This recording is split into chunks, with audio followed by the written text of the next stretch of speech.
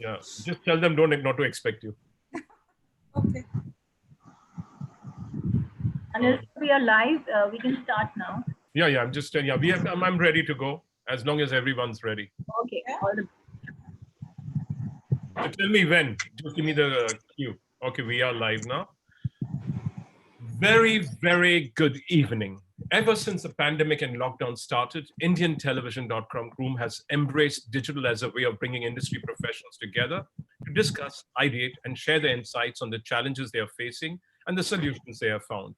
We've conducted close to 85 fireside chats, virtual roundtables in the past 120 days. That's one every 1.5 day. We brought together cable operators, technology providers, DTH players, broadcasters, cable TV operators, content creators, OTT platforms, agency heads, the realty sector, retail, VFX executives, animation professionals, professionals from the health industry, the hospitality industry, entrepreneurs, outdoor companies. You name it, we've had virtual engagements with them. Each one of these engagements has been appreciated. Our objective has been to build platforms for leaders from the industry to engage with each other and thus help each other gain and each other and others gain insights, understanding so they can run their businesses better. IndianTelevision.com Group, which has started out as a hole in the wall 20 years ago, is a leader in many of these. We run very successful properties with some of the finest people in the business working with us.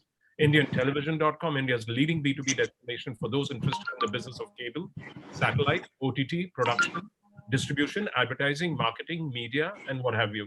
Tedichakra.com, which is a leading go-to website for those who are interested in what's going on in TV and OTT shows and movies and in the lives of the stars and behind the scenes folks. We generate close to 100 million unique viewers annually and more than 1 billion unique views for that site. We've got a few audiences running into a few million on our social media outlets for Tedichakra. It's one of our most successful B2C properties. RadioandMusic.com, a B2B and B2C vertical targeted at those radio, as well as those who are musicians and radio professionals and jockeys. Therefore, we actually rank better than even Rolling Stone in India as far as radio and music is concerned. Finally, there's AnimationExpress.com, the B2B destination. It's the number 2 or number 3 in the world of animation, visual effects, and comics and gaming in the world. The IndianTelevision.com Group also produces and owns the Indian Telly Awards, the oldest and most respected televised awards for television actors, directors, technicians, etc. We also produce VidNet, the largest gathering for OTT professionals. It's in its 5th year. Folks from technology, the platforms, business side, analysts, creators all get together at VidNet. About 1,000 people attend VidNet. Content Hub, which is the largest gathering of content creators from TV, OTT, cinema, production. Again, 1,000 people attend. A lot of writers attend that also, and directors and cinematographers. Brandmid is another property which we are consistently backing, which is about how brands are using video to communicate directly with their consumers. We are also involved in below-the-line activation for some large national brands. The group is into syndication of TV shows, documentaries, films, and TV channels. And we also represent a few international channels, and we distribute and content catalogs, and we distribute them in India. Additionally, in my personal capacity, I'm responsible for participation from India, Pakistan, Sri Lanka, Bangladesh are the world's largest video content markets called MIPCOM, MIPTV. These two happen in Cannes, and they've been happening the past 50 or 60 years in France, in the south of France. I also look after MIPCOM, MIP China. Then there is, which also take place in, MIP China happens in Hangzhou in China, MIP Cancun in Mexico. In terms of India's attendance, it's really spiraled ever since I started looking after it about 16 years ago. It's happening this year again in October, despite the pandemic. And we've come up with a good solution, which is you can be a part of it, or you can take part physically in Cannes in the Palais de Festivals, or you could be part of it online. So we've got 2 solutions for Indian industry. The Times of India is responsible for the participation in the Cannes Advertising Festival, and I'm responsible for the TV Festival. I also look after the world's largest gathering of B2B professionals in esports and games in esports bar, which takes place in Miami and Cannes. 2019 was the year when streaming services started getting aggressive, not only in terms of customer acquisition, but also in terms of rolling out content. Close to 1,600 hours of original episodic shows and films were introduced in 2019, according to the FICCI ENY Entertainment and Media Industry Report, which was released earlier this year. That could mean anywhere from 120 to 150 shows and maybe 20, 30 films. That's a new product coming out almost every 2 days on OTT. Pandemic has come in and has put a full stop to all productions, OTT and film.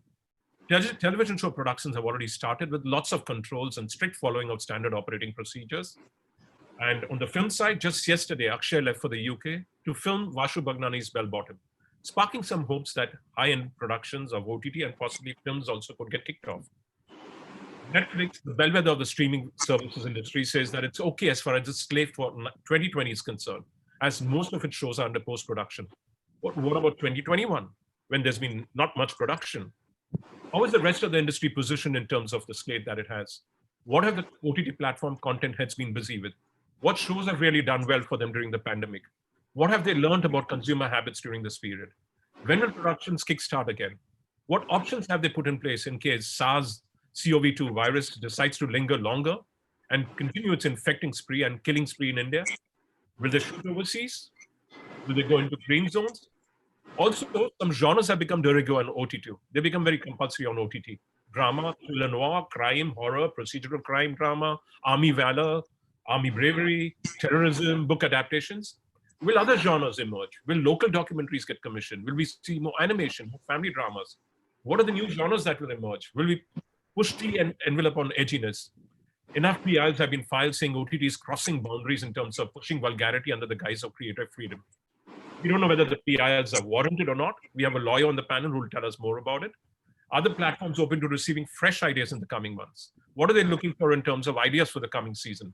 How does a newcomer approach them, a writer, a director, or talent?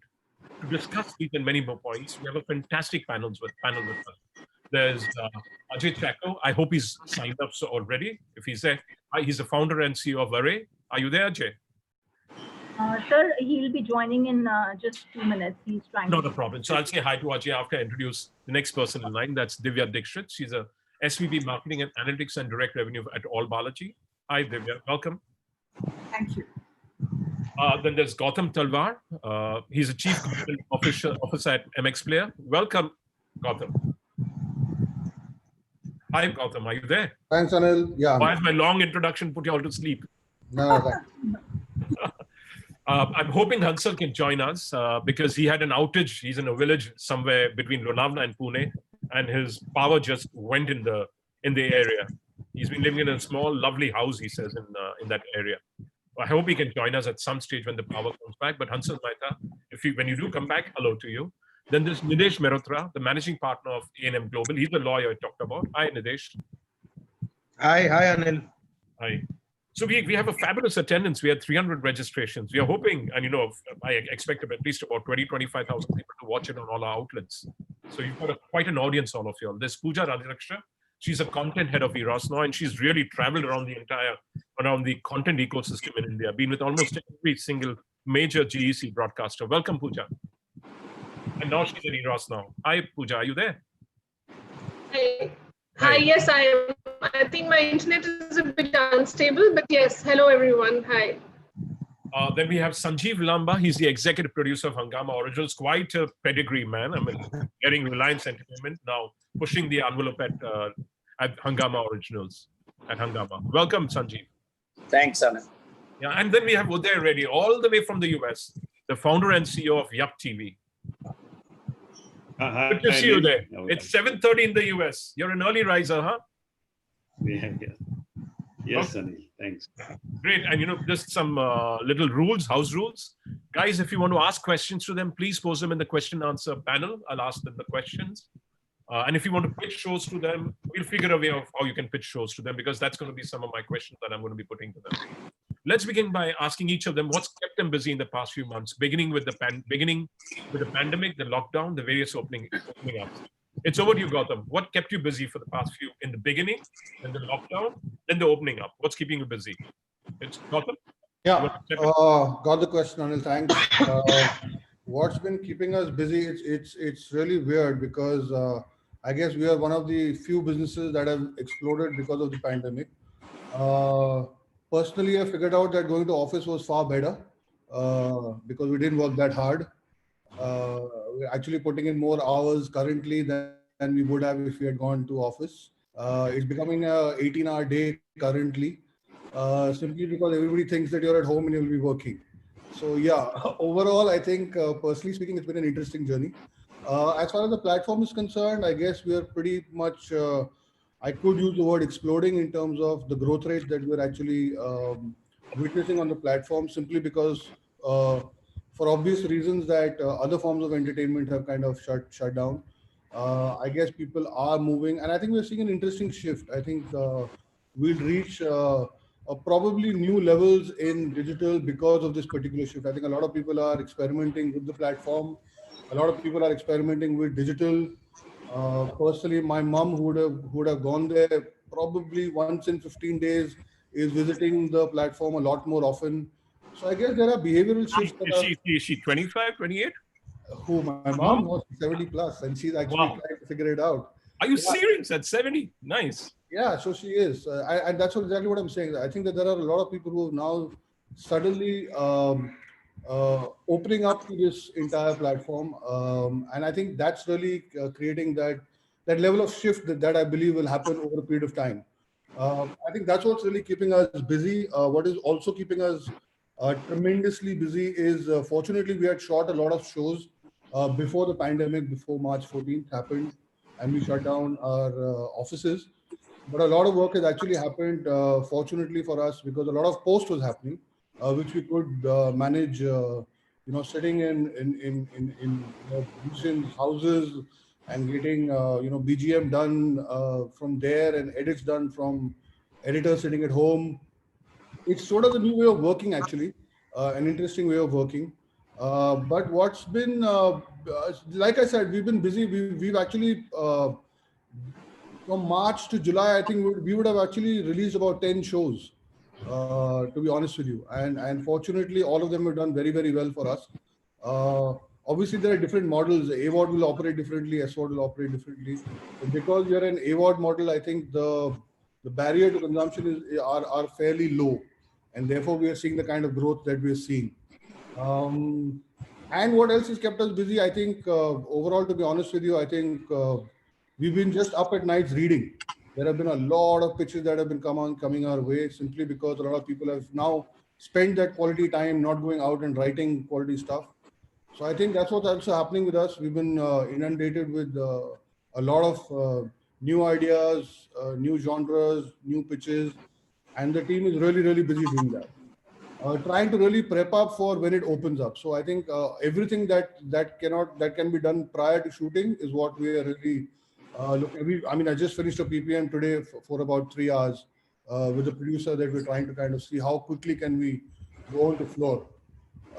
So yeah, that's what's really keeping us busy, including launching the shows that have already been shot. So we're launching one on the 28th, of course, called Ashram, which the motion poster is just released. There's a Prakash Jha show with Bobby Deol in the lead. So yeah, so launching shows, reading stuff, uh, that's what's really, really, really keeping us busy. Great. I mean, wow. I think some people would envy you in that sense. Yeah, I guess. Yeah, I mean, I guess being in digital is great. In terms of going on to, the next, I'll ask Ajay, who's been around. I'll come to you there, and to Divya and to Pooja. So, and Sanjeev also. So, what's kept you busy? With the same. Welcome, by the way. So he's the big. Hi, I'm so sorry. At Sorry. Array. So he runs a platform, and he also I produces. had a problem with my internet. Sorry. Hi, Gautam. How there? Anil. And there's a massive audience watching, Hi. guys. Yeah. Sorry, what was the question, guys? The question is, what's kept you busy? Pandemic, lockdown, opening up, and now, all phases. Yeah. So I know it's an interesting time to be an entrepreneur. So besides the parts that actually excite all of us, which is how to kind of keep the content pipeline going, I think the bigger thing that kept us busy is also how to kind of realign business and live with the current reality and all that. But that's a topic for another day, I guess. But Yeah, this is. I think I heard Gautam saying somewhat. Yeah, exactly.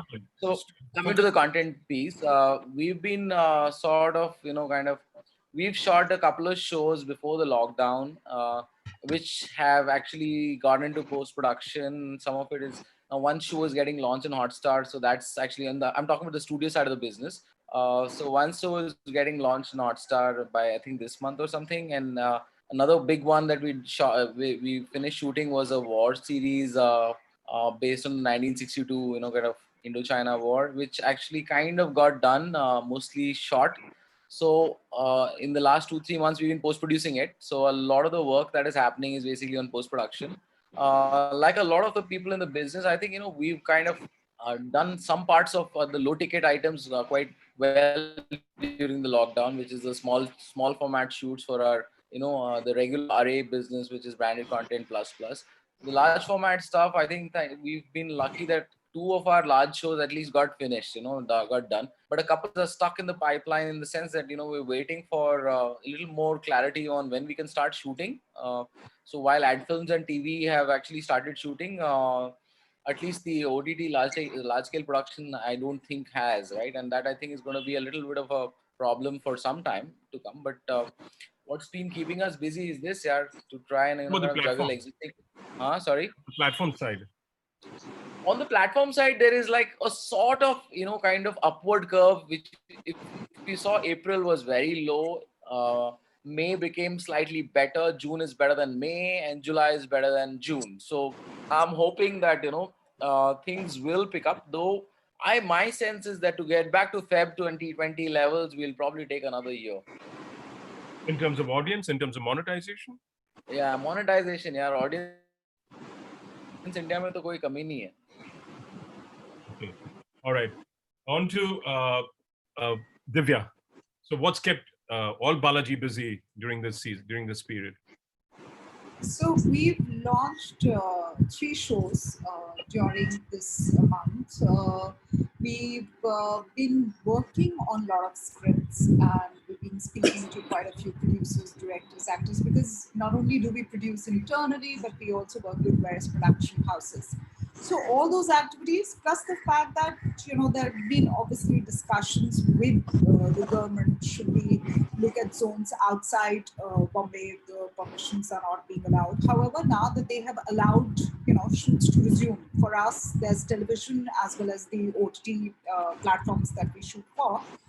I think things are slowly getting back on track. What's also been keeping us very busy is establishing the consumer behavior and the life cycle during this period. So we've been analyzing a lot of consumer behavior which has been happening on the platform, and we found that during this period, which is April, May, June, July, there has been a deeper engagement of consumers on our platform, in the sense that people who would probably sign up for a quarterly pack and would end up watching 2.5 to 3 shows, ended up watching, a couple of shows more. So they were indulging more in the library, which means the time spent per user is increasing. People are now cutting the cord. And of course, we've been going out in the media and saying that we've seen a huge 60% incremental growth on subscribers. We are a SVOD platform. So for us, actually, this pandemic, hasn't really created that revenue gap. It's done decently for us. What it has led us to firmly believe is that for us and the OTT platforms, there are going to be parallel viewing cycles or parallel viewing tracks which will continue. So one is going to be the family viewing, because as more and more people cut the cord on TV or DTH, which was also a report, by the way, 5 million people who opted out of DTH and cable TV, they are going to look for shows which they can also share with the family. I do it all the time. I have 3 televisions in the household where cord cut from 2 and only 1 remains for news. But on the 2, there are times that the entire family sits, watches shows, shares with each other. And then there is individual viewing, which will continue on handsets, laptops, and maybe even television at times. So these are the kind of things we've been extremely busy with. Okay. So Uday is in America. He woke up early, so let's get to him so that he wakes up if he's still not fully woken up. So what's kept you busy, Uday? Apart from being in the US, where the pandemic is like going crazy. The first thing, I got stuck in India, so I was there most of the first 5 months in India, in Hyderabad. It was good that I was a good support to the whole team there in Hyderabad, making sure the platform is up. And so most of the learnings from a diaspora market was, of course, the first 2 months the engagement went up. significantly, 20-25% engagement. But it kind of dropped down and normalized because there was no update on linear TV, whether the broadcast channels, since the shows were repeating, the engagement went down after the first 2 months. But And you didn't have cricket. You didn't have cricket, right? You have some of the rights to cricket in some parts of the world. Singapore, you had it last time, right? Yeah, so we have almost outside India, most of the territories we have IPL, except for the US. So where in US we have we partnered with Hotstar together as a bundle, and so that's where we're doing it. Yeah. But I think that was, yeah. Go ahead. Yeah. I'm just saying. So that was one shortcoming which could have plugged the gap for your content side, right? You had that gap which came up.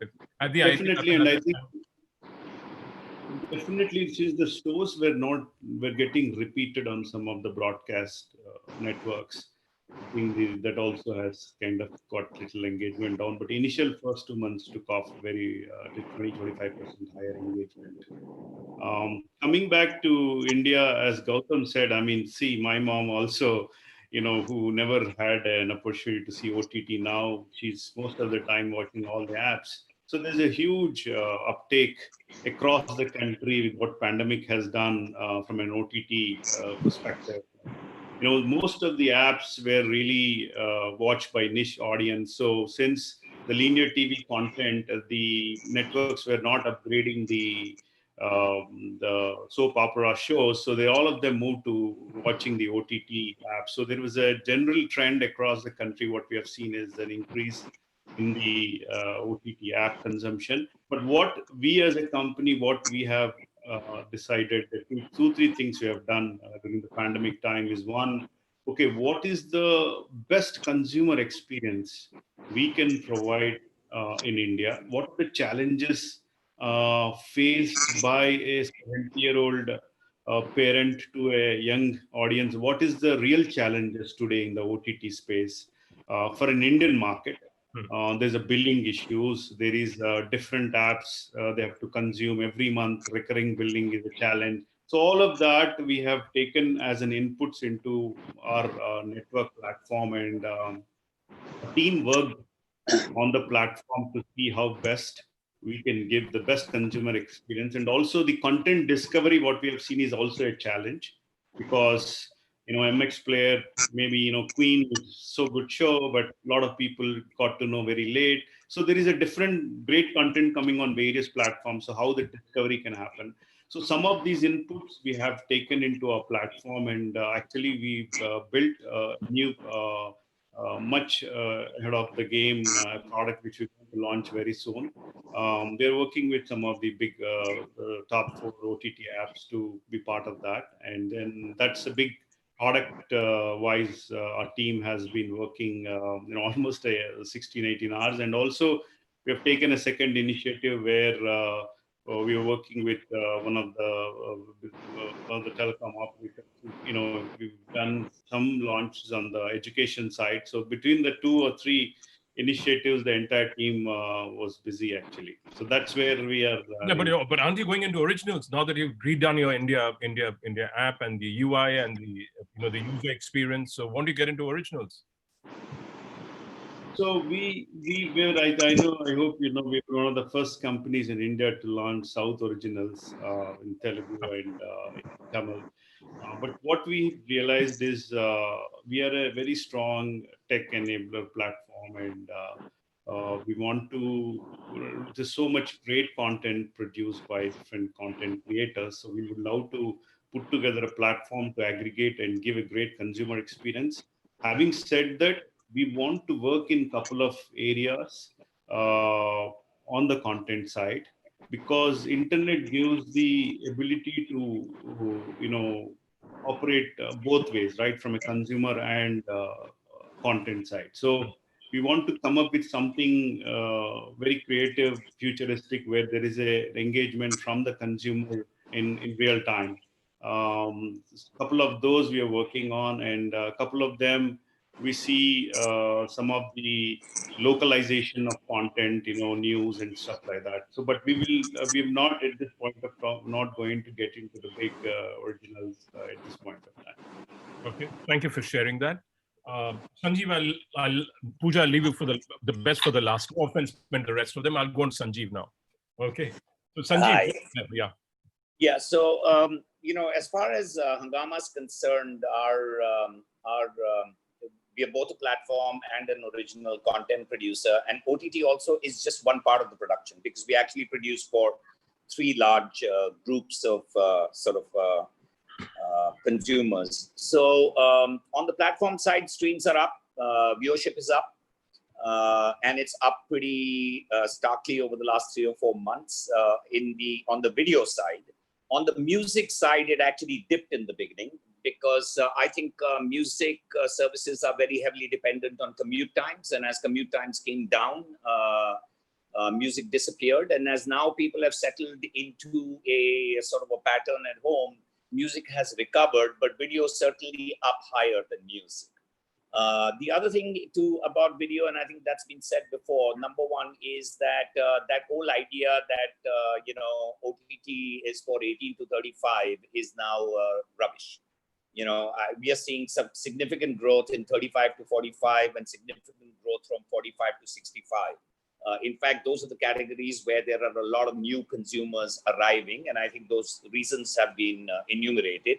And the second thing that's happened is on the platform side is that there is no real cluster of time. You have now, because people are at home, there are people who are watching between 9 a.m. and 11 a.m. in the morning. That's one cluster. Then there is a 1 to 3 o'clock cluster. And then there is a 7 o'clock to about 1 o'clock to 2 o'clock. So actually, there used to be fewer hours in the day that the content used to get actually concentrated on. It's now spread out far more equally across the day. Wow. On the content side, Bollywood Hungama is our sort of platform that covers Bollywood in all its forms. And obviously the challenge has been that movies have stopped. As movies stop, celebrities are not as freely available. A lot of people are not going out there and doing interviews and so on and so forth, because they don't have fresh product or new product coming out that they can talk about. That's one part of it. Secondly, as the movies have started getting sold to OTT platforms, right now, we know that about 35 films in total are going to be sold to OTT platforms between now and November, right? The person that the ecosystem that you were talking to within the movie ecosystem, which is you were talking to the producer and you were talking to stars and you was talking to the PR people aligned to the producer, studio and stars, has now shifted to OTT. And that means new relationships, right? To be able to go and talk to Netflix and Amazon is a different conversation than a conversation with producers who have been established in the movie business.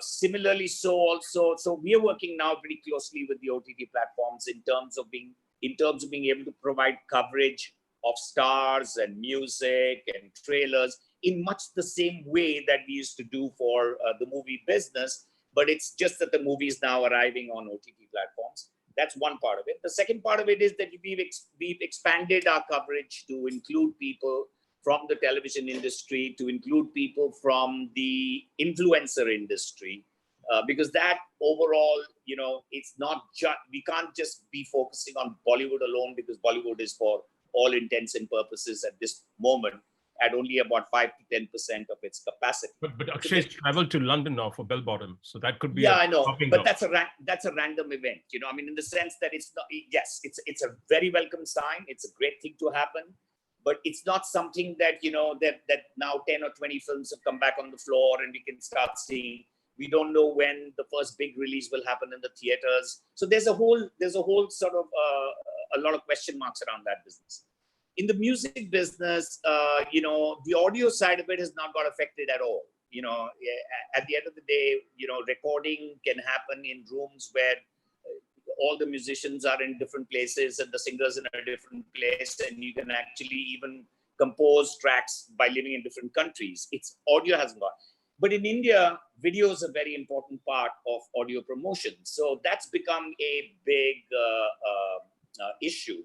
So you have studios sitting on a lot of audio songs, but they can't use one of their biggest platforms like YouTube to be able to go out and promote it, because it's very difficult to be able to get a video done, right? So there's been a lot of experimentation going on in that area, that how can you get a satisfactory video done in these times. Secondly, we've also gone into a lot of the concerts. We have a series called Stay at Home, Stay Entertained, and we've done 3 or 4 versions of it now. Which is bringing industries together, different languages together, and do concerts. And they've done quite well for us. Currently, we are working on the first Independent Music Awards, which we hope to do somewhere in the 4th quarter of the year. But we are hard at work on the Independent Music Awards right now. So these are all events that, you've got to now put together in quite a different way, because there's no physical production. You're looking at digital production, you're looking at digital backdrops, you're looking at all sorts of things in order to give a interesting experience to the consumer, or a quality experience. As far as OTT is concerned, our sort of goal has been to release a new show every 4 to 6 weeks, right? So typically, I would set myself the goal to say that I should have anywhere between 12 to 15 shows releasing every year. We went into a scramble around early March when we realized that, there might be problems, and, there was a discussion about what to do. And I'm happy to say that we are pretty well covered for this financial year. I think we will maintain that pace of release right across February to March next year. We have that path. We see that path. That's between language OTT. We also do Marathi shows. We are right now keenly working on Tamil, Telugu, and Gujarati as our 3 new regional languages, and plus Hindi. Our last show was just 2 weeks ago, which was Gautam and I were talking about it before the show, and you were listening in, which is done quite well. My next show is next week. So it's a nice little rhythm. We know that every 4 to 5 weeks we can be back till March next year with a show. Are we in production right now? Nobody is. We are not. Are we actually also? Our point of view is, I don't think we'll go back into any kind of semblance of decent production till about the end of the year. So this is the time that everybody's taking pitches, but even if you take pitches, and if you decide that you want to, you can pitch, you can cast, and then you can wait in order to be able to schedule these shows. So that's where we are. Thanks, yeah. Nidesh, what's kept you busy? Signing contracts on behalf of lots of clients, going to court? So, Courts are closed, so digital hearings. Yeah. It's virtual court hearings are happening. But I think both contracts and virtual court hearings have been happening. Very less virtual court hearings, only urgent matters. But a lot of media litigation has been happening both in Bombay and Delhi High Court, especially in Bombay. A lot of copyright issues. Can you speak louder, please?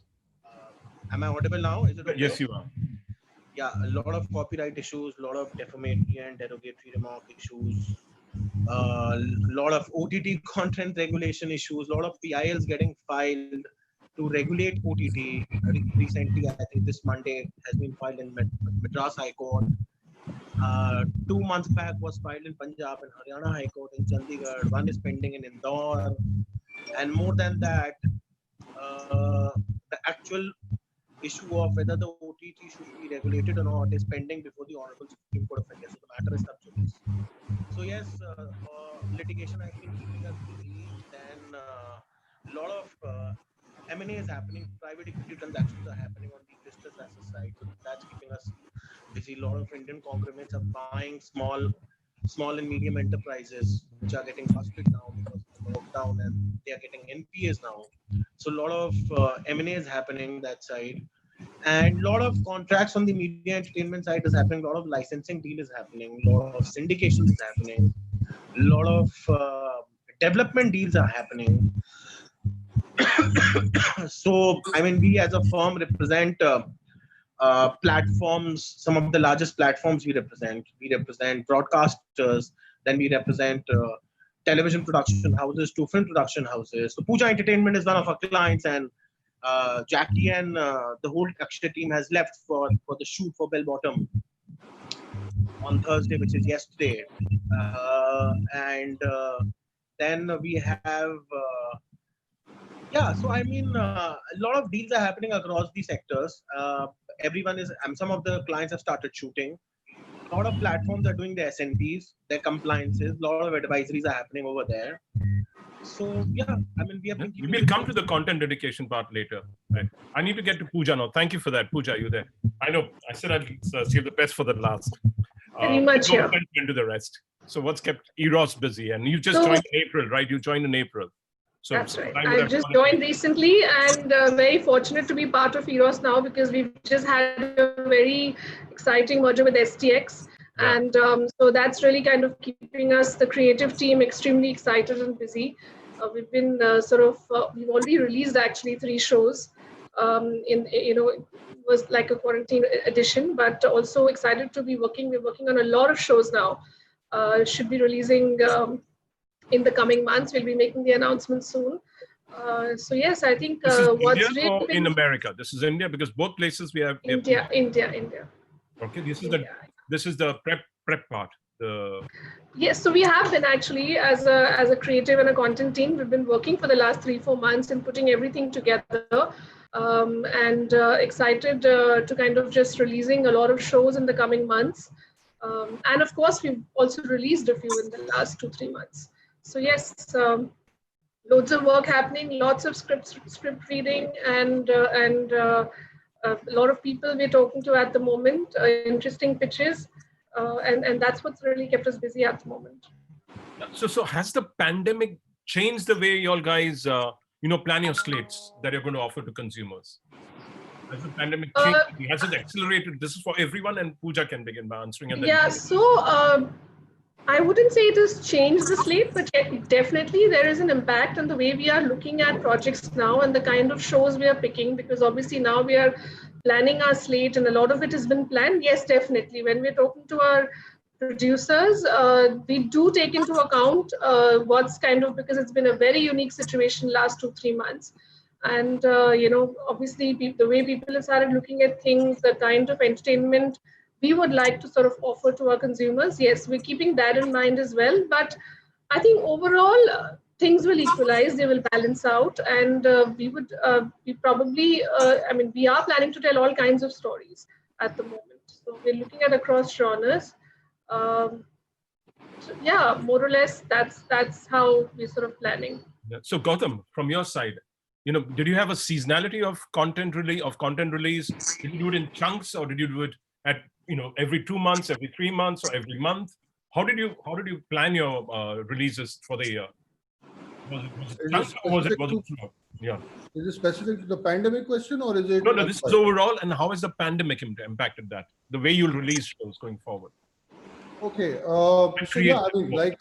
I guess like everybody, we've got our own calendar planned out. What are the releases for the year? Which are the shows coming out? So regular planning is obviously there. We'd like to do at least 3 to 4 shows in a month. We have partners in Hangama and Array here, and we partner with them and we put their shows up there and then we work. So between licensing and original, there is a very serious calendar that we have in play. I think coming to the pandemic part of it, I think what has actually helped us is that we've seized the opportunity. It sounds really sad to say that, but unfortunately, it is an opportunity for us. And I think we do have a bias for speed. So what we figured out is that if we can actually land up putting out the shows out there, let's try and see what is the kind of viewership. Is there a bump that we get in terms of all matrices? So we, like I said, when I started, we've released about 10 shows, 8 to 10 shows within 4 months. We wouldn't have done that otherwise. We would have kind of paced them out a little bit. But we thought that there is a serious opportunity of people not having other forms of entertainment. And if it's share of time that you're really going after for practical purposes, and everybody's looking at that, I guess the fact that we don't have the cinemas running and the restaurants running and all other forms of entertainment closing down, we made sure that we kind of actually put the shows out there and I've seen phenomenal success, to be really honest. No, I get that, but so your normal cycle was one show every or two shows every month, three shows every month, or two shows every 2 months. What was it? Between licensing and Not talk about originals, licensing. Anyway, yeah. yeah, so original should be about two a month is what we're looking at. So you're looking at about 24 shows a year. That's what you were looking at pre-pandemic. Post-pandemic, same or has it changed? Post-pandemic, fortunately, we've shot quite a bit. So the cycle for the shoot here is actually for next year. So we've actually got a lot of original that we've released between Raktanchal, Begum. We've released quite a few, and now all the other posts that are there, we're trying to get those out as well. So Times of Music. What happens when all that you produce is run out? What do you do? Yes, it will run out. To be honest with you, yes, it will run out. It will run out by the end of the year. But which is what we're saying. So what we try and do is then within the circumstances, we also try and see if we can change the narrative. We try and see, are there shows that we could create for the show that I was talking about in the earlier, is that then are there shows that you could produce within given the constraints that you have? So you can't get a big crew, you can't get a massive scale put together right now. So are there smaller shows that we can put together with not too many locations and not too many artists? And that's exactly what we're doing. So we hopefully, given wherever the permissions are to be able to shoot, we'll try and see if we can put smaller shows together, but great stories, interesting stories. So we have to adapt to the environment. And we are doing that, and hopefully we'll get it to shoot with smaller shows, and all the big ones are being planned when we can actually land up shooting. Great. So this is to Divya, to Pooja, whoever wants to step up, and Ajay. You did a show, Ajay, during the lockdown, right? Using a similar kind of parameter, right? You produced something, Ajay. Ajay, unmute yourself, please. You're talking to yourself. Can you hear me? Yeah, we can hear you now. Thank you for unmuting yourself. Sorry. To answer your question, I think, I don't know, Gautam and others, whether you agree with me or not, but the impact of the pandemic will actually be felt in the next financial year from a release perspective. That's my sense. I mean, that's at least the way, it looks like. Because this year, like, I was saying, we've actually been on backlog mode or completion mode for a lot of stuff. So you will probably not feel that impact of a supply glut especially from the originals point of view, and especially the premium, the higher end originals, which require shooting. So 6 months of not being able to shoot will definitely reflect on the overall industry. So while the OTT business celebrates somewhat compared to the rest of the media and entertainment environment, I have a feeling that in the next financial year, there will be, I think, besides, some people acquiring more stuff, like I think Hotstar is going about and acquiring every damn movie under the sun. Some people are actually trying to, kind of work up their whole, strategy to see how much of licensing will work against originals. But my sense is the supply of original content in the next financial year, at least the first half of the next financial year, is going to be severely impacted. I think it's going to be later than the first half. I think it's going to be the second quarter of next financial year, you said. So March, not calendar. The first half of the next financial year is where I see a huge amount of, kind of supply constraint that is happening. And therefore, I don't know. I mean, we've already pretty much lost April to October from a large shoot perspective and the big shows perspective. Nothing has been really shot. And I don't think it's going to happen in the next 1 month or 2 months either, right? So that 6-month delay, I mean, please remember the development and to, kind of completion of a large format show takes anywhere between 6 to 9 months to 2 years, right? I mean, it's not like a 3-month project. So there will obviously be this impact felt a little later, and all of us probably haven't really, kind of experienced, whether it's a platform level or even at the producer level. The real impact is actually going to be felt in the next financial year. So that's going to be unsubscriptions coming up if they don't find fresh content, because the users are very, I don't know how that's going to play out.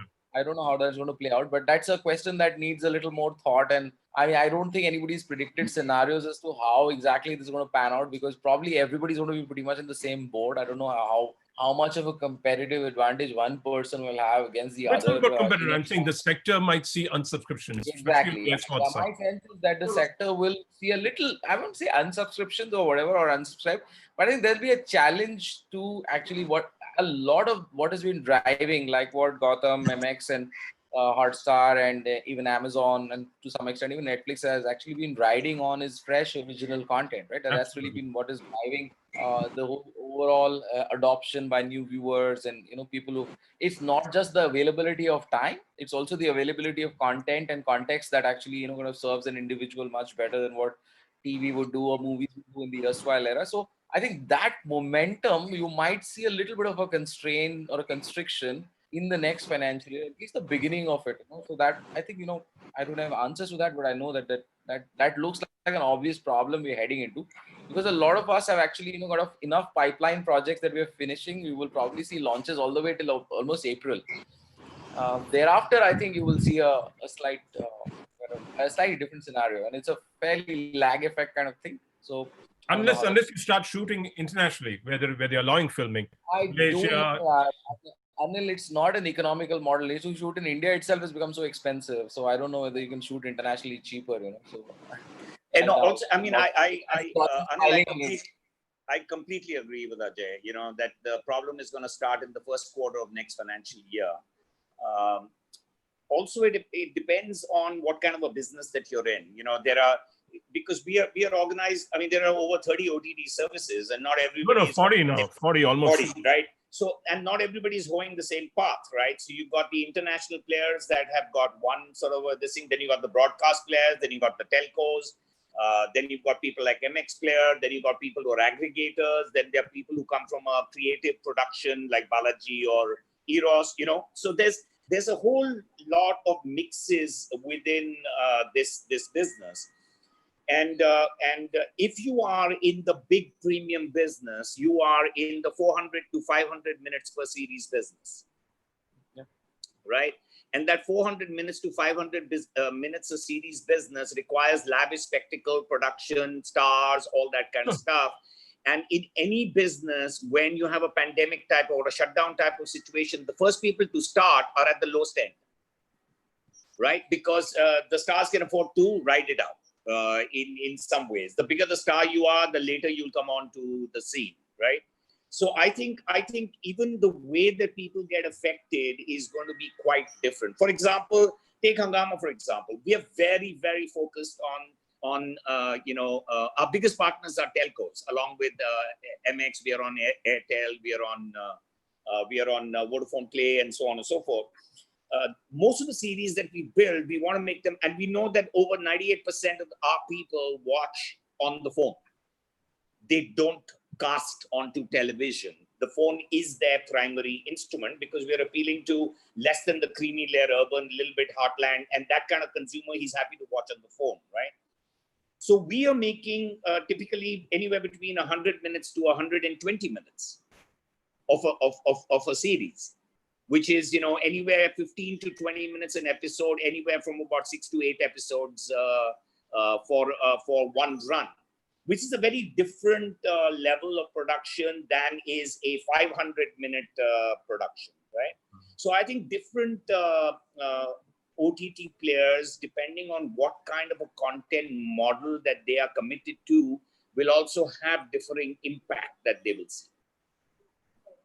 Yeah, so I take your point. So I mean, I know you said that, but even the all Balajis and the Rosses will come up against a wall, like Ajay said sometime, and even MX will come up against a wall, and the smaller shows may not be as appealing to retain your subscribers. Correct. So I have a different, I'm sorry, but I have a different bit of point of view over there, and I'm sure Pooja will jump in later as well with a different point of view.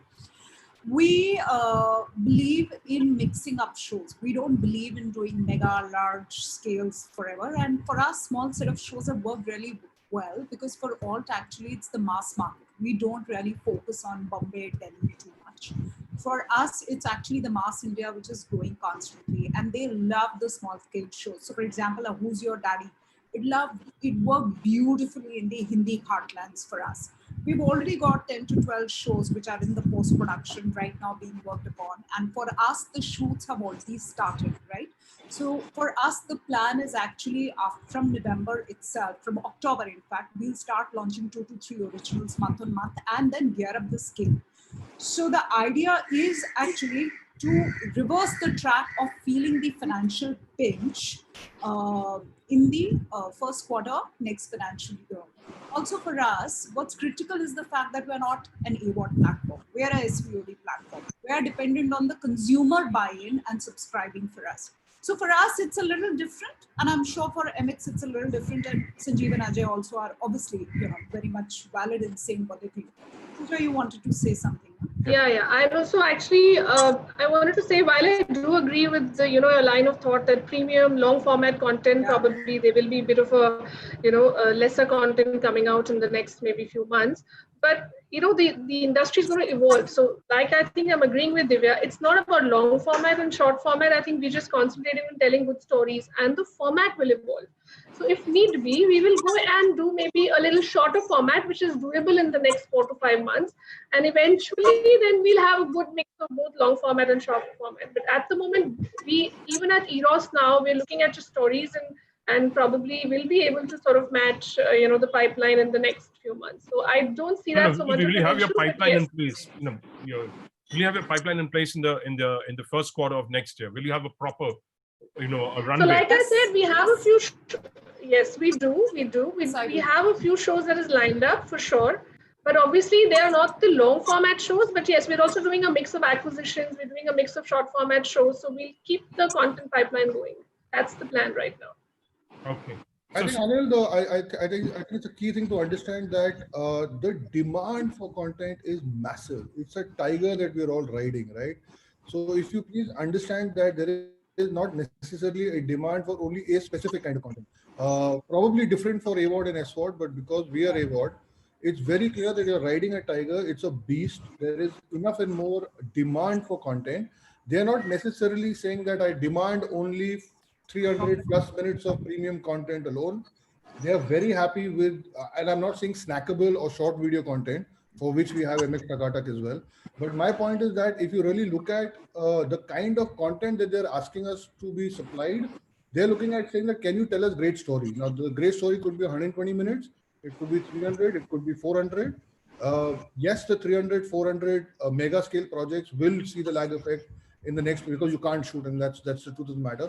It's how you adapt to making sure that if the consumer is very happy and willing to actually consume good stories, even at 120 minutes, lesser production scale, are you able to supply that at a consistent level? And I think that's what I think most of the platforms will be trying to making sure that they can have a mixed bag of both, right? Absolutely. So if you start shooting by November, December, you may get something out by next financial year in the next 6 months or 6 to 7 months. But yeah, if the question is that will there be larger mega scale projects coming out in the next opening financial year? Probably not. But will that really hamper us too much? I'm not so sure. Because as long as you can keep a constant supply and a feed of interesting stories, they're more than willing to get retained by you. That's the point, I guess. Okay, that's good. Now, so in terms of genres, are we going to start seeing something beyond rip-offs of the international ones and domesticated stories of the international ones? Are we going to start seeing new stuff? We are seeing book adaptations, but they are a reflection of what's been done internationally, a lot of it, if you're getting what I'm saying. But Anil, why are you saying that you're seeing No, adaptations Narcos, in India? there was a Narcos, you had something similar. You had your Sacred Games. Yeah, I mean, I'm saying they're similar in the way they're being told, similar. Are we going to have an Indian? Are they? In a way, in my perspective. You may not agree. It's okay. No, I'm wondering why you're saying that, because I thought in the last 1 year at least. Yeah, continue. There has been quite a few, I'm not talking about one platform or another, but I think even for the guys who are doing Narcos, they've done very different original work in India. Even the guys who are doing Jack Ryan outside, they've done very different work in India. There's Gautam sitting here who's done completely different original work. There's, Alt Balaji that has done extremely different. So I think that I don't know why you're not. If you go back in time, let's go to television. Ramayana and Bunyad were told, they were for television. But can we tell stories which are more family oriented rather than which are just, I'm talking about genres. Will family come in? I mean, your All Balaji is producing edgy stories. A lot of Okay, Ajay will answer and then I'll put in my bait. Sorry, No, Ajay. Since he said alt, I'll answer that, but I'll answer that in a bit. So I'm saying, Why don't you finish you that? could tell a Bunyad again in a different way for OTT, it was brilliant storytelling. Hum Log was brilliant storytelling. It needed, and it wasn't reflected internationally. If you get get what a younger co-anchor, Anil. Sorry? Get a younger co-anchor who's watched some of the stuff that is going on around. So none of you will agree. No, Anil, Anil. let others Not answer. really. No, sorry, Divya. I'm No, happy so if you- I just want to add that part. See, it's the edgy content. I think we started, but I think it's also for this Gautam got taken on by MX, which has done quite a few edgy shows of late. And for that matter, Z5 is co-producing edgy shows with us. Aparna isn't here, but she's my compatriot as well at Z5. And I think there's no harm in doing edgy shows because the entire purpose of digital is that you create segmented content for different likes and dislikes. No, but if his mum is watching, and for that his I mum is have watching, no. For would that you- I have na. Anil, I have a Kehne Ko Humsafar hai. I have a TGIDF. I have a test case. I can name some 40, 50 shows that we have on the platform for the family viewing, but you will get bored. But I'll send you a catalog of not my let shows. your mom watch with you, Anil. My mum died some years ago. My dad died this year on 25th. So I'm No, he's watching it with his young daughter, so he feels embarrassed at times if a edgy scene comes in. Not really. It's just that, I mean. So okay. I just wanted to say that there are I'm being provocative, by the way. This is no reflection of my opinion. I'm being provocative. So we have some 60 shows available in terms of Hindi originals, full-fledged shows, okay, available, which can be watched with family without any fear in mind.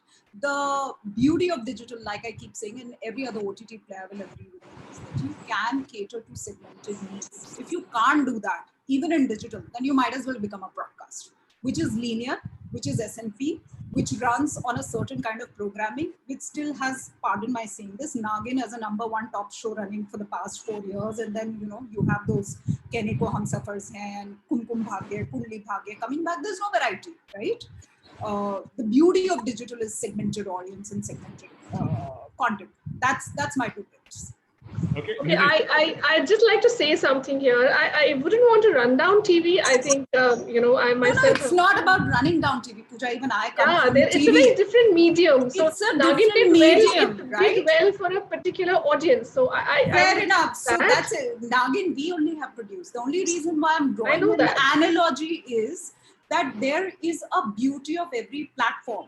I think it's unfair to and I have gone through this in many panels where people have compared a television and a digital. These are 2 separate platforms. No, I'm not saying compare. But you know what? Divya, my sense is, of course, OTT is extremely new and it's still nascent. It's 5 years and all of that. And we're very excited about creating different kinds of content. But at some point in time, platforms will converge. So obviously, we know for a fact that a lot of our young audiences, who've been who've not watched television. We have already converged, Pooja. We gave back our digital shows to Z. So this is for the first time in the history that in pandemic, our shows have actually run on Z and Star, right? So, I'm talking about, Divya, I agree with you. I'm saying in the kind of content. In saying that the kind of content, so right now probably we are differentiating in that sense that the OTT content is very different from the TV content. No, I'm not saying that. If you remember, I'm sorry I'm cutting in. I opened my dialogue by saying what we've learned from pandemic is there are going to be 2 parallel content consumption tracks which will run. One is going to be the set of shows which you will see with your family. The other is the set of shows that you will continue consuming individually. Our data analytics at the back end. On the OTT platform you meant, right? Absolutely. It will continue. There is no denying that. We should not. And there is a reason why the platforms Let me bring in Uday now. In the US, Uday, in the US, you watch Hulu, you watch Disney Plus, you're watching Disney Plus is more family viewing, if I'm correct. So they've segmented and they've distributed their content. There is whereas if you look at, I've watched Hulu. I watched my Mindy Kaling and that show on Hulu, I think, in the US when I was there. So not everything is edgy. Netflix is producing edgy content. It's the HBO of the OTT side. But Disney is not the HBO in terms of the edgy content. No, I think, Uday. yeah, from a platform's perspective, content consumption, actually, a lot of this is getting converged as of now. And most of the content which is on the linear TV is also coming on Hulu's of the OTT or Slings or Netflix. It's and if you see it in my home, actually we have Comcast, we have linear TV, which $80 subscription, but we hardly maybe CNN we see, but both kids, Not Fox News. everybody, we just open up Netflix, Amazon. There's a lot of content which is coming up, and I think over a longer period, see, the whole technology broadcast started is one to many, one to many. So one to many was a cable industry. So why linear channels have started is just to, because of the technology, you put the content in a way in a linear format and you're sending, and you have to watch at a time it comes. But now things are changing. Now people go catch up, which is again on OTT. Catch up is similar to what you see on Netflix. So I think over a longer period, we are seeing a significant drop in the way cable or there's the downturn happening on both cable and DTH numbers. If you see in the US, DirecTV or Dish, the numbers have been dropping. Sure. So as coming to the edgy content, I mean, the same linear TV which is carrying the content is also available on Hulu but people want to watch at their convenience at their time. And I think that's what the trend will also happen in the Indian market. And most importantly, from a platform perspective, see, when you go direct to consumer for the OTT apps, the churn is very high. Actually, in the Indian industry, the churn, for example, if you go direct, if you have, I think what we see is that the aggregated model, where in the past all the linear TV altogether was one of the solution for DTH and cable. I think in the future you will have a lot of the apps being together as a single subscription. And in addition, that the content discovery, which actually we have seen in Indian market, is a lot of great content is there on a lot of platforms. But it's people don't know. I mean, when the only word of mouth, okay, the Queen is doing well. It takes long time, then they know that Queen is working. So between the thing, I think that's the model we was going to evolve. To answer from an edgy content perspective, actually, I don't think there is any differentiation between a broadcast channel or an OTT. I think all is going to converge. In the US, the same linear TV content available on ABC or NBC, CBS is also available on some of the OTT platforms. I think that's where I see. So, but let's get on to Nidesh now. So why is the country going to war against the OTT platform? Why the regulators? Why are PRs being filed all over? That under the guise of creating of being creative, we are pushing vulgarity, we are pushing nonsense. Why is that happening? So what, Anil, sorry, can I?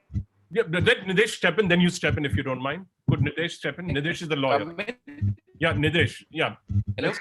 Yeah. Am I audible? No, let Nidesh Hello? step in. No, I asked the. Hello. Ajay, I can hear you. Ajay, but let Nidesh speak. Nidesh. Sure. My connection is a little unstable, so I can't hear what Nidesh, can you answer that? Yeah. Yeah. I can't hear you. You've gone mute. Ajay. Sorry, Nidesh. Nidesh, you're mute. No, I can't hear you. We can't hear you. Can you take the phone close to your mouth? Is it okay now? No, you're better. Yeah. Okay. So let me segregate this into what the government is saying with respect to OTT and No, you're gone again now. You're gone. So I'll let Ajay speak until you get your audio right, Nidesh. Ajay, come in. Yeah. Okay, am I audible? You're audible. Yeah. Okay, so I've been like part of this circus of regulation for the last 2 years in digital, and I also kind of claim to be part of the legacy of why we are where we are also in a way, right? We've had 10-15 years of broadcast. the way it was. Now, Anil, your question on the edgy, non-edgy part actually comes from two parts to this, right? One is obviously the fact that is there a regulatory arbitrage that digital players are using to really get audiences there, right? That was probably your intent. I don't take this as my belief. Hang on. Let's call a spade and say assume that was the case or whatever, right? But I think it came from a different place, right? It came from the place of like somewhat a different milieu where convergence of TV on actually Netflix is actually even today defined as a television service online, right? It is not defined as something else. Now that's because there was premium cable always there in US in digital or cable, which actually got converted into a cord cutting sort of phenomenon. But the unit of content that you were watching was pretty much the same.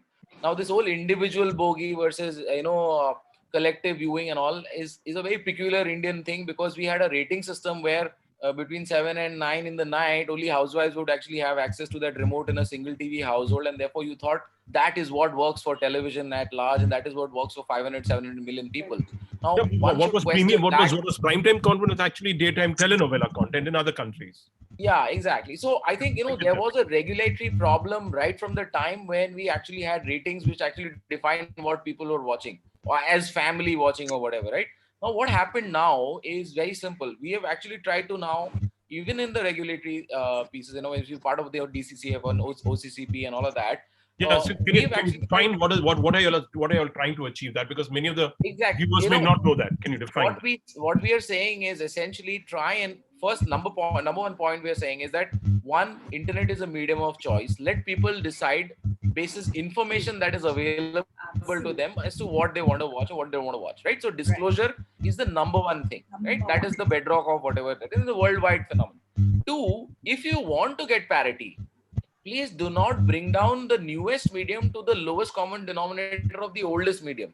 For example, if you have CBFC certification and the CBFC person comes and shows off in a meeting with the minister saying I had to approve 25,000 units of content last year, you should feel ashamed of it, saying who are you to approve 25,000 pieces of content? You should not be approving. There should be self-certification. Why should you approve? Why should a television producer not have a CBFC certification and an OTT person not even have a BCCC kind of thing? The problem is not with the digital guys. The problem is you're over-regulating the film guy, you're over-regulating the TV guy, and therefore you're now saying, oh, why should TV not be regulated the same way, or digital not be regulated the same way as TV? So I think there's a problem in the way the whole thing is being approached. A lot of the PILs are massively frivolous. By the way, we met a couple of the litigants who are actually doing this whole PIL in Delhi. And they were professional litigants at the behest of either politicized, kind of things, or actually people who want to kind of make a quick buck. So, Anil, do not, look at the past as any bearing on the future in terms of regulation. I think we should, go by the IT industry, where actually regulation came 10 years later after the IT industry was formed. And therefore, what we have with the IT industry is there. In India, which actually has 800, 900 million consumers of media, the overall sector put together, you put TV, digital, films, everything put together, it is not even the size of half a Mount Tree in terms of market cap, right? Yeah. These available at 13,000 crore market cap. So what are we talking? I mean, we are basically missing that whole overall point of saying, there is a regulatory arbitrage. I think we should say, let people do what they want to do. I think this is what is being said. I'm not saying it's true. Oh, sorry to bark out loud on this one. That was not my. No, it's good. It's not my belief. I'm just saying what is being propagated now in the last month and a half. Various people have said it's not just last month and a half. It's been there for 3 years. But it's become more vociferous. More vociferous now. And I am sorry to say that it might actually prevail. I'm also quite yes. That is the saddest part actually. So the MOD said you need a no notification if you're shooting a defense project. You need a no objection. I have already shot. Listen, I have shot 100 days. Listen, 40 crores shooting it. Now people need a certification before it goes on air. No. How can I do that? I don't like the dress you're wearing, man. So what? I mean, I can't change anything. No, but that's what the MOD has said. The Ministry of Defense. Okay, I don't know how much of this is in record, but I also now know that it's a racket that there's a middleman who gets it approved apparently. So that is how it is. So anyways, leave that. I mean, let's leave that, I think, Ajay. Yeah. But very well said, Ajay. I'm completely with you on this one. I think self-regulation is the way to go. No, I agree with you. Self-regulation. TV is overtly regulated. overplayed. So I'm Anil, to answer completely your with original Ajay. point, it is not about edgy versus non-edgy. I think that's a Yes. very wrong way to put it. I don't know, yaar. What is edgy for you may not be edgy for me. Yes, What is edgy absolutely. for, yeah. So I don't know. Let the people decide. Let us be disclosed ना यार ये क्या है करके. Correct. और Full frankly, disclosure. अगर आपको seriously edgy चाहिए तो वो आप लोग porn देख लेंगे ना इंटरनेट में.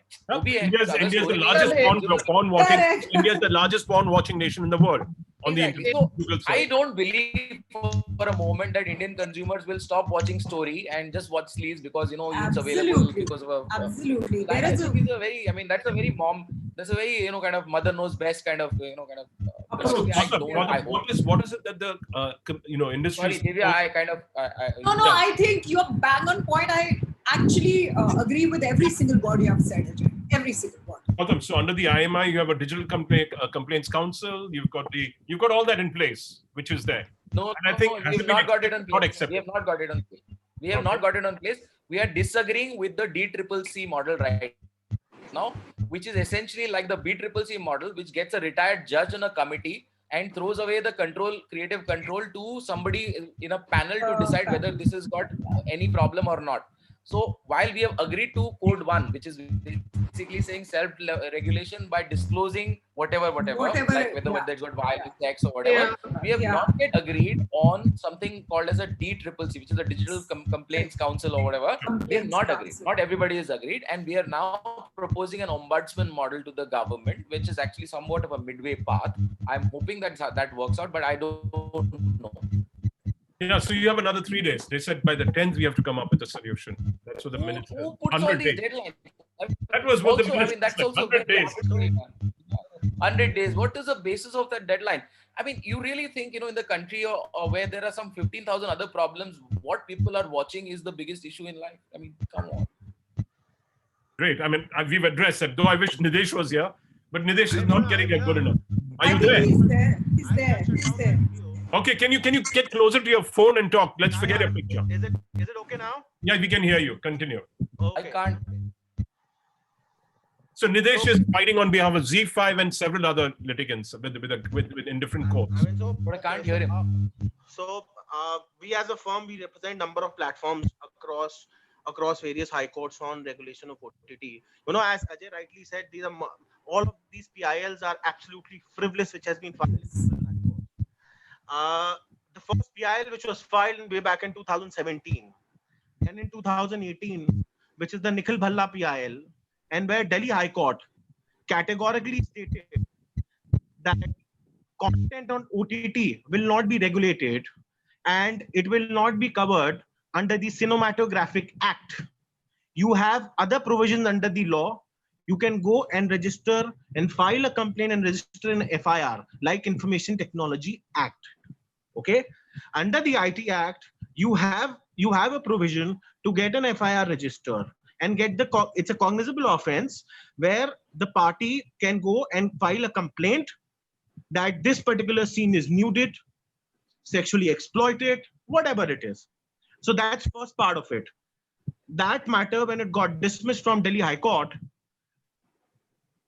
they filed an SLP, a special leave petition, before the Supreme Court. Notice has been issued by. We can't hear you, Nidesh. Parallelly, am I audible now? Yeah. Parallelly, file gets filed in Madhya Pradesh High Court of Indore bench. So, High Court, High Court, and also Madras High Court. Before I diverge into this issue, of what all these PILs are talking about. Can you be clearer, please? Can you get your audio sorted out, Nidesh, please?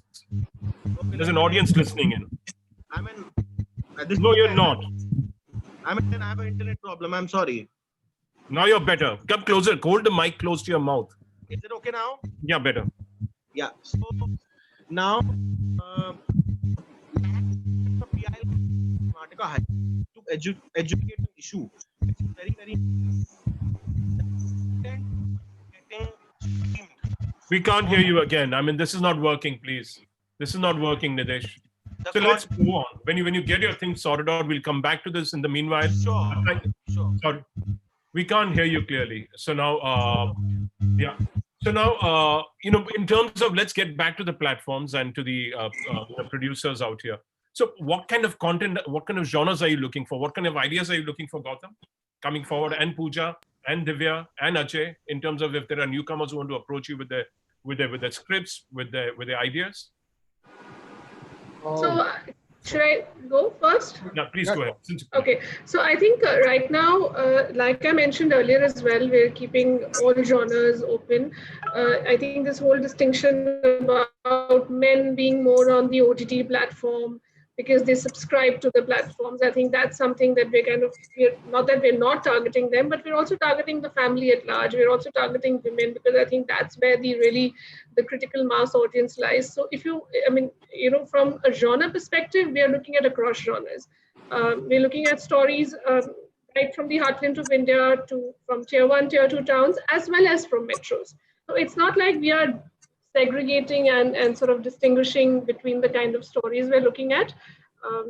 In fact, we've seen a spectrum of stuff in the last few months and very exciting stuff. And really not just the crime and the thriller and the police procedural. I think we're looking at slice of life, romance, a lot of content really. And so how does one approach you? How does one approach you and get the ideas across? Because there's a large community of creators out there who want to approach you. See, we have a team here internally at Eros now. We're kind of evaluating all the concepts. I'm available, so a lot of them are who know me and they're approaching me directly. But yes, we have a good team and we're sort of evaluating and a lot of. So is there an email address they could write into, which is generic, which could reach your team? Yes, but yeah, I think there is, but I'm not sure which one. I probably can't share it right now. But yes, there is an email address. Okay. Gautam, yeah. What about you? A couple of things from my side. I think what Ajay said is absolutely bang on. Just to go back a little bit into understanding this. Also, please understand, like Sanjeev also mentioned, that 95% of most viewership is actually not on the TV screen. It's actually on your mobile. Therefore, it's individual viewing, right? Which changes a lot in terms of what kind of stories are you actually trying to say. As far as what we're looking for, we're a little. MX has the advantage because we have two broadcasters also on our platform, which is Viacom as well as. So we have most of the Woot shows as well as we have Sony, and we have our original. So we have a very interesting mix to evaluate what is working in terms of what kind of television is working for our consumers, and then what kind of originals in terms of web shows are working. So the advantage of actually being able to look across the board, saying that, you have content from Sony, you have content from Viacom, and you have your own originals. What is the kind of television consumption? What is the kind of movie consumption? What is the kind of web show consumption? We kind of really put our minds through a lot of analytics to try and see what is working. So just to bust a few myths, I think everything works. Let's be honest. I don't think it is only the web shows that work. I think Nagin works equally well on our platform as a catch-up TV model. So I'm saying that I think what we're looking for as far as we're concerned, I think because of the scale of distribution that MX enjoys, which is about 75 million DAUs and about 175 million monthlies, the depth of distribution is fairly large. And therefore, there are two parameters that we definitely look at. We don't want to do what is always already available on television, for sure. So I'm not looking out for family dramas right now, for sure, because I get that sufficed by a lot of television on board in any case, right? But yes, also, I don't think we look at it from a genre perspective alone. I think we look at what our core audience is. Our core audience is tier 2, tier 3. It does not belong to Bandra to Colaba segments. Because we're an AVOD platform, it's pretty broad. It actually reflects the internet of in the country. The internet itself is biased towards male. It is 18 to 30 biased towards male. And therefore, we are looking at that kind of a profile of audience in tier 2, tier 3 towns. And again, now when you go back to the consumer, really look at him very, very closely, right? He is not genre specific, right? That he or she is not genre specific. They're not looking only for, you mentioned that, we've been looking at doing Narcos. MX has not done one show which is literally an adaptation yet, right? We've not looked at an adaptation model yet. We've created most of our shows originally because we understand the consumer far better. And that particular consumer is a consumer of all genres, right? Exactly like you, Anil, who would watch a comedy the day you're having a bad day, and the day you have a great day, you just might to watch something really, really sensible or crime or thrillers. It's exactly in that vein that we look at consumers. We look at specific need states, and every single consumer has a need state. I think the technology challenge is far bigger to be able to actually serve that content what Uday spoke about, right, to that particular need Discovered, state also be at discovered. that particular time. I think that's going to be I think the only person who got that advantage, probably a 10-year lead, is Netflix, who has about 500 engineers working on it, right? So we will get there over a period of time. But as So far how as does one approach? I get that. How does one approach you all with their approaching is very simple, a newcomer approach you all with ideas? so there are two things that we do as far as approach is concerned. We read everything, right? But there is a process by which we have to sign an NDA first of all. It's very important. So you can't just send us unsolicited projects, because then that gets us into a legal soup. I'm sure Nidesh will speak about, right? Yeah. We do something called Penstorm every year, once a year with the Screenwriters Association. And what we do is make sure that every writer worth its salt. We got 3,000 entries last year. We shuttled it down to 5 entries that we chose, and we're developing them right now. So that's one way to enter and get to us for sure. We do something called Penstorm, and it's very easy to get in touch with us. We have a team who actually reads everything. We're here, we talk to each other on a regular basis with most producers. There isn't a common email ID, but it's not too tough to get to us, trust me, because the number of pitches that come to us, we're very clear. The other thing, because your viewers are such people who are actually listening to this, what they submit is also weird. I mean, they have to understand that, right? Trust me, Anil, even my pune has an idea about what is the next show to be made, right? And he's probably right in his own sensibilities. And what happens is that when most people pitch, they pitch you a page and a half, 2 pages. That's not serious pitching, right? If you really want to pitch, you got to be really clear about what the story is. At least give me a 40-page clear story with a clear 3-act structure, saying there's a beginning, there's a middle, there's an end, right? Minimum, at least give me that, because otherwise people are just saying, oh, there's a 1-line log line and that's my pitch. It's not going to go anywhere, right? So at least send me a pitch, sign the NDA. There is a process. It's fairly easy to get in touch with most of my team members, at least, right? But there is a process that we follow. What is the pitch? And you can't send me 10 pitches, because people have 10 ideas and they send you 10, 12, 20 pitches. It's not going to work, right? What do you believe in? What is the story that you really want? Are you a serious producer, right? And therefore, if those tick marks are there, we obviously take you as seriously as it gets. But if you think that you can just pitch me an idea saying that, I woke up today morning and I think that this is the next show to be made, a little difficult to take you a little seriously. You need a good pitch document. We definitely need a good pitch document. You need. So I completely agree with Gautam. I should have also mentioned that. So while we have a strategy in place and we have a thought process in place, but I've always told producers, please pitch something that you believe in. Because if they believe in something and they believe that the story needs to be told, then that just comes through. And that's the story that we need to create it as well. So that's very important, I guess. And I completely echo what he's saying. So Ajay and Divya, and after that, Sanjeev, how should one approach you, a writer? Let's say. Like everybody else, we have a team of people. There's 2 parts to the question that you were asking. One part is, what is the lane that we are looking at? Because we are, obviously, Hungama is not a big show, or everything under the tent type of producer. We are very much catering to people for whom English might not be a first language. So language is important. The geography is important. We are looking to serve regionalities. So we've already made 4 or 5 shows in Marathi. Now we are engaged in Tamil, Telugu, Gujarati as our next sort of levels of language. And each of these industries have got very different, track records, or what is available right now and what are you up against and what are people watching. It's not similar in Hindi or Tamil to any extent. We are also looking at the fact that how does our audience break out? Because in Hungama's case, we are a partnership model. So everything that goes on to Hungama Play also goes on to Vodafone Play, goes on to MX Player, goes on to Airtel Extreme.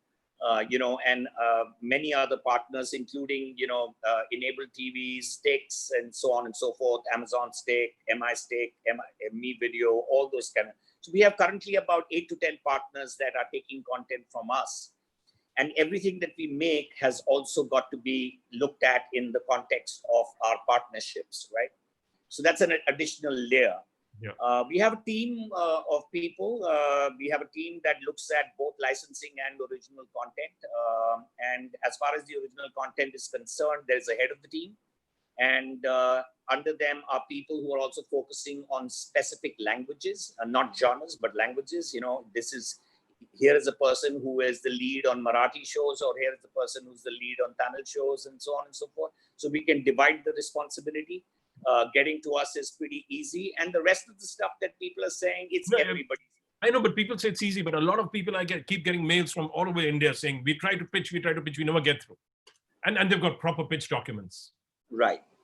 So right. Not just you, they across, right? From why don't you to everyone. I don't think a proper pitch document is the end of the story. I would echo a little bit of what Gautam is saying. Even if I see a really good a pitch document or a very well-written 40-pager is just a PowerPoint as far as I'm concerned. To actually convert it into a show is a whole different bag of tricks. So I'll look at you as to how serious a producer are you? Are you a first timer? Do you have a track record? What have you produced earlier? How is that done? What is your production facilities? Who have you got around you as a production team? I will look at all that. So, if a first timer puts up a 40-page, really well-decorated, well-written document, the fact from there to actually turn it into a show is a lot of steps. I get it. So the pitch is important to be able to attract our attention, but the commercials on it, the production on it, the pitch itself, your ideas in how you want to cast it, or your access to casting. Are you trying to do a show which should be actually done with no-name actors, but you have no access whatsoever? There are so many things that swirl around, right? So I think to be able to say pitch document alone, pitch document is literally a visiting card as far as I'm concerned. And the conversation begins after that, because that's the thing that says, okay, here's something that's interesting. Now let me find out more. A lot of times I shut the discussion down because those people have done nothing in their lives and actually have no idea how to produce, right? I get it. So in the case of television, you get a creative producer. I'm going to move on. Let Divya, you get a producer along with the creative producer. That's how they find the solution. So in terms of all Balaji, how does it work if I'm a fresh writer, I'm a fresh director, I'm a fresh producer, but I have a great, again, how does it work? Do you accept first timers? Do you work with them and do you provide the production back up to them? Okay, so in our case, it works a little differently because we have an in-house production team set up, and we've been one of the most prominent ones, churning. So we typically have a content engine team. The job of them is to actually read scripts day in, day out, and evaluate them, and then shortlist, and then take them to the various content heads, and then ultimately Ekta, for example, because she's in a way the de facto content head for alt. But the way it works is that, first of all, even if you're a first-time writer, like Gautam said and Sanjeev said, your pitch document at least has to be coherent. It at least needs to. Let's get everything in place. They've got. Let's say that if it's everything in place, absolutely. And if this is a pitch definitely worth considering, we wouldn't really reject something if we think this is just coming from a writer and he doesn't have access to any cast. It doesn't really matter because we have access to a lot of cast thanks to the fact that we have a Balaji Telefilms Limited, right? So for us, it doesn't really matter. What matters is the story. And then how does the content engine team see it fitting into the platform genres and the way it's functioning? So for example, for us, as well as like Gautam said, the manifestation or the parameters of the platform are more or less what the internet of this country is. So if it's 70-30, it's the same for us, right? And we are anyway focusing on mass India. Mass India wants stories to be told in a very, very different manner. If it fits into that, and we go across genres, so whether it's thriller, romance, comedy, family, drama, central, you name it, we do it. If it fits into that pie and we are willing to bet on the story, that is when we start working backwards. Like Sanjeev said, it doesn't end at one story. I From get one it. Do story, you provide the it production begins. backup? Do you give the production backup? Correct. So then we start Balaji really will get in. working Balaji with the Telecoms idea. will get into it. Or will another production house get into it? Or if we really are very, very convinced about the story, that is when probably we'll bring in another production house and marry the two and then start working. And everything, his copyright will be protected, everything will be protected. Absolutely. Always. That's what I want to know. Ajay, what about you? And I'll come to Uday after this, okay? Ajay, you're on a mute. Yeah, you're on mute again. Sorry. Even the Zoom CEO on a conference call, on an investor call, he did the same. The CEO of Zoom, he forgot to put it on. 15 seconds he spoke. I was just reading Wired today where it came across. I need to run after this, please. Yeah. Excuse me. Very quickly, I think, there is consolidation happening. I think the answer to your question is whether any individual can today find a footing as easily as, let's say, 2 years back or 3 years back.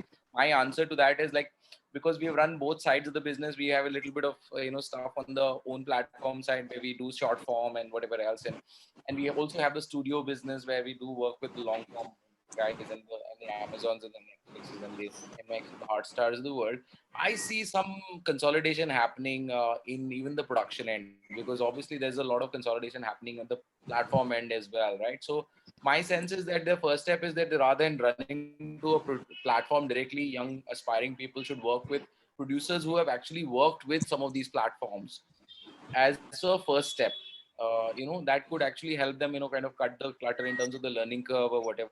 And obviously there's a sort of a filtration process that happens. In our case, we have a lot of writers who work with us because of our text and others. So we identify a lot of those guys. We put them onto short format. Some of them kind of graduate into long and whatever else. But I think the moot point is that I think directly running after an MX or a Netflix and throwing a show at them might not be that easy can they anymore. send you can they send you We do that. I mean, we have a lot of producers now, actually, small-time producers coming and appending themselves to us, right? So forget about writers and, aspiring people. I mean, even the aspiring producers are now trying to, hustle behind somebody half successful to say, chalo, let me now at least, get this platform rubbish out of my head and focus on whether I can produce something or not, right? Because everybody is a producer. Like you go from Andheri to Bandra, and everybody's producing a web series. Everybody is a producer, right? So Panwala is producing a web series today. So that, I think the cameraman wants to produce a thing, write a thing, to a director wanting to produce something and all that. It's a normal process of evolution. My worry is that I think a lot of people are actually living under this whole thing and that, okay, fine, I'll write something, I'll pitch something to someone and it'll actually be taken. I think the process is far more incestuous. It's far more complex. It's a little of work history with people, commercials, as Samji was saying, plus the ability and to get you names for what you had actually written and all of that. So there's a lot of complexity in that. My sense is, it's better that you hitch your wagon to a half decent producer rather than go directly at a platform, because it'll be a very long haul. I mean, to people who are, if your question was to, kind of what do aspirants do, right? Which is a fair question. I need to run, sorry. Thank you very much. I just wish Nilesh could have been around. I'm going to go find it over there. So Uday, thanks. You have a great evening. Uday, in terms of, since you're not getting into originals, are you going to aggregate more content, or are you going to be just doing linear product? No, actually we would be aggregating content. Okay. See, outside India, diaspora, in spite it's a linear TV content from broadcast, since we also have the catch-up of the broadcast. So the engagement time is distributed between linear and catch-up. Like almost 60% of the engagement still is on catch-up. So are you looking at getting syndicating content from the MXs of the world, the originals, and taking it internationally, and the all Balajis? Are you looking at that as an option? No, see, internationally and domestically also we are working now. What we see the future of the product from a platform perspective is to have aggregation of an all apps together with a single subscription, and including linear TV wherever. So just being a super app. That's what you're looking at the Up TV being. Yeah. So I think one of the biggest challenges, I think Gautam is already, they have integrated within their platform in MX some of the networks. But I think every single beat consumer in the OTT space, whether it's an OTT direct to consumer or as an aggregator, we capture so much data. The data is all captured, every single second of a viewership, the age group, everything. So now it is biggest challenge we see from a consumer is the content discovery is the biggest challenge because there's so much great content out there, but people only, it's a word of mouth. Some friends say, oh, have you seen that? But otherwise discovery is becoming a challenge. Second thing is the billing is a big challenge because subscribing to every single OTT app and have that recurred every month is a big challenge in India. So in a way, the churn for every single OTT app direct to consumer is going to be extremely high. So I think going forward future, I would see OTT apps going direct to consumer as well. And there is also a space for aggregation to have a consumer single subscription, get all the apps at single place. And I think that's the play. That's an area where we want to play. And we want to put all our energies, being a tech play from day one, is to put what kind of data is being captured. How can we provide a great recommendation engine, great content discovery of all the apps based on the viewership of the consumers. I think that's where our focus is. Also, we are working on, I can't disclose it, some other type of content because in OTT it is interactive. You can get a real-time engagement both ways. So that's an area, that's a space where we are investing in time, which today's broadcast or cable is cannot get that the other of feedback from the audience. That's where we are, Anil. So what do you think of the proposition? All of the three players here, the platforms. A super aggregator coming in. Gautam, Sanjeev, Pooja. Honestly, I think I won't call myself an aggregator as well. As in, we've got a lot of, we've got two broadcasters already on board. We've got Sun TV on board, so we have kind of aggregated. The way we look at the super app business slightly differently because we've got music powered by Ghana as well. We've also gotten into casual gaming right now. I guess what we're really looking at is if you're looking at the entertainment space overall, we're more looking at from that point of view. I think Uday, if you're really I think what you're really talking about is an AI algorithm that is the holy grail for all of us. And if we can actually serve the content to the individual and the consumer of one, which we're all really looking forward to, I think that would be an interesting proposition for I think any of us because I think that's really the technology challenge because the discovery is difficult because the AI algorithm has to actually identify who you are. We capture 4 billion minutes worth of data as well, but to actually make sense of that also is a task in itself. So I just look at it slightly differently from a super app point of view. We're looking at the entertainment time available. So therefore, we're looking at gaming, we're looking at music, we're looking at now short video with Takatak, we're looking at ourselves as premium content creators as well as linear television on board. In that sense of the word, that's where we are at our journey, which is about actually only 18 to 19 months right now. And that's where we are at right now. It really depends on what the consumer traction, where it really happens. And fortunately, touchwood for us, I think the attraction is happening across the board. So yeah, that's where we are at. The super aggregator, the super app aggregator. You want me to answer that question? Yeah, if you'd like to, all with him. Okay. No, actually, I believe that at Alt, we've been fairly focused. So while MX is beautifully diversified, and I believe actually that's the way to sort of reach out many fold segments. I think they're doing it absolutely right. At Alt, we've taken a conscious decision that since neither are we a network-backed app, neither are we one of the major giants, and honestly, neither are we one of those, how do I say, brilliantly funded apps. We are actually coming from a house of production, right?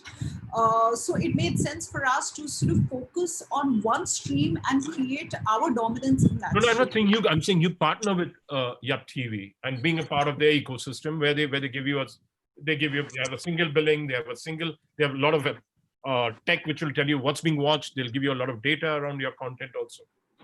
Correct. And so they're working. They're a tech play mainly. Correct me if I'm wrong with that. Yeah, so you know this, right? That we're out of multiple partnerships now, and we now have a single partnership with Z5 for co-production. So there was a time when we were doing the partnership game with everybody, whether it was Vodafone, Airtel, Yum, or Jio for that matter, right? And there is But this is not a content partnership. This is more of a tech partnership. Yeah, that's exactly what I'm saying. Yeah. We have now moved away from all those partnerships. For last 1 year, we've had no partnership play happening. Literally, we are only and solely in a co-production deal with Zeekai. Okay. If you look at from a tech point of view, we used to get insights, consumer insights, and limited data access. We worked with that.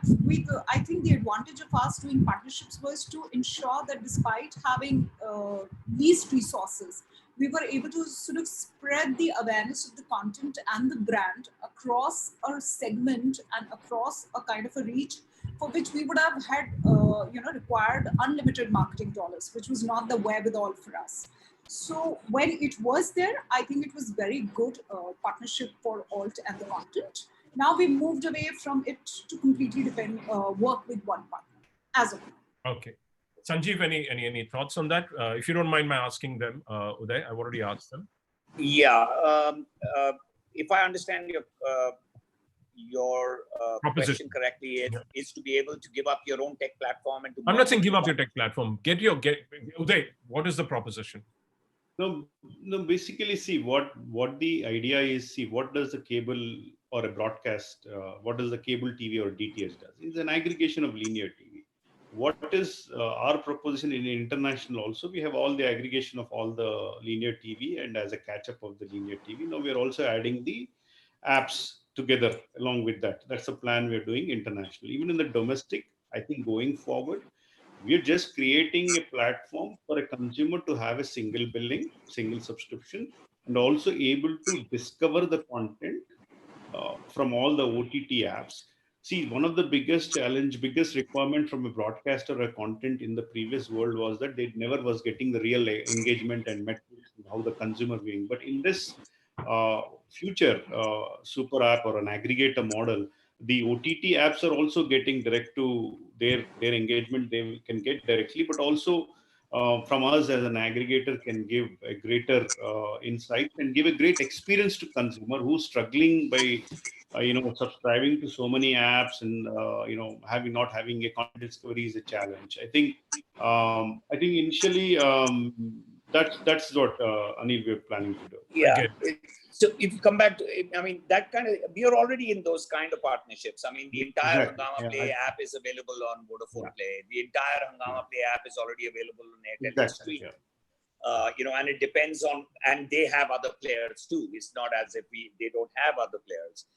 In music, we are in a partnership, as you know, with Me Music. Essentially, Me Music is powered by Hungama Music. So I think those kind of, eventually the marketplace is going to be is that if you are willing to be able to put out a platform where your commercial model is subscription and you want to produce all your content, then for subscription, 3 conditions are absolutely necessary. That the product must be premium, otherwise I won't pay for it. That it must be exclusive, otherwise I'll go somewhere else and look for it. And there must be lots of it, otherwise I will come on for a month and I will back off. And that's a really expensive strategy, right? So there are only 2 or 3 or 4 companies on a global basis who will be able to pull off a subscription. Everybody else is working in some form of partnership, whether it is a AWOD subscription partnership, whether it's a tech partnership, whether it is a integration partnership. And I think these things will coalesce over a period of time. So in principle, that's what is concerned. He's aggregated all the TV channels internationally, and he's offering a single pathway to every platform from India. They use Yup TV. So that's his proposition, that he'll do the same with the app ecosystem internationally, and then he'll look at domestic markets as well. Yeah, I think that's where the world will go in some ways. I mean, Roku's already doing it in the US, or Hulu's already doing it in the US. Those kind of models are emerging, and I think it'll speed up. Even in India, 40 apps can't survive. I mean, at the end of the day, there is going to be some hand-holding that is going to go on, because you do not have the capacity to be able to produce that kind of content for each app. You'll share content. Great. Thank you. Is there any last thoughts? Because Uday, any last thoughts? Any Gautam, Pooja, Divya, Sanjeev? Any last thoughts? It's been I think it's been an interesting 1 hour, 45 minutes. There was a bit of, I don't think we realized that 1 hour, 45 minutes has gone past. I think all the people spoke so well that time just flew by. Yeah. And So it was- last thoughts? It was nice meeting you all, actually. Nice meeting you too. Yeah. Really nice to hear what's And then happening. thanks And, to you yeah, know, thanks to Yap we too. keep for thinking, yeah. So the- thanks to you, I think it was nice I meeting think everyone. thanks to Anil, Anil? we managed to meet everybody. Thank you. Yes, Uday. thank you, Anil. Sanjeev. Thank you Uday, so much. and thank you, Uday, for helping us put together. Thanks, put Anil. together, Yap. Yeah, Thank thanks. you very much. Thank you. Thank you, Have a everybody. really And Bye. good audience for Nice being here meeting all you the guys. time. Thank you very much. Thank you guys. Thank Bye-bye. you. Bye, Take bye, care. Divya. Bye. Bye. Bye. See you guys. Bye. Bye. Bye.